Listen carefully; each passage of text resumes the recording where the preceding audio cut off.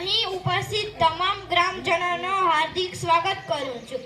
આજે 26મી જાન્યુઆરીના આ શુભ દિવસે હું દીકરી વિશે થોડું કંઈ કહીશ તો તમે શાંતિથી સાંભળો. દીકરી એ પિતાના કાળજાનો કટકો, વાત્સલ્ય, સ્નેહ અને મમતાથી છલકતો ઘડો એટલે દીકરી. ઘરના દરેક સભ્યોની સંભાળ રાખે તે દીકરી. માતા પિતાના સંસ્કારોને શોભાવે તે દીકરી.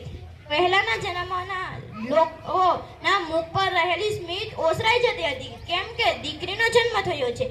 દીકરાના જન્મને વધાવવામાં આવતો, દીકરાને કુળનો દીપક કહેવામાં આવતો. પરંતુ સત્ય તો એ છે કે દીકરી પણ ઘરની દીવડી જ છે.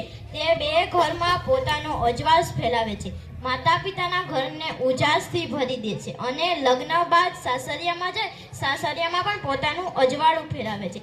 પ્રેમનો પ્રવાહ છે દીકરી, વાલનો દરિયો છે દીકરી, કુટુંબનો કિલ્લો છે દીકરી, સંસ્કારોની સરિતા છે દીકરી, સંબંધોની સૂરજ છે દીકરી. કઠણ કાળજાના એ પિતા દીકરીની વિદાય સમયે રોઈ પડે છે. દીકરી લગ્ન બાદ સાસરિયે જઈ પારકાને પણ પોતાના બનાવી લે છે. પોતાના કાળજાના કટકાને સાસરિયામાં જેમ દૂધ અને સાકર પડે તેમ ભળી જવાના સંસ્કારો સાથે વળાવે છે.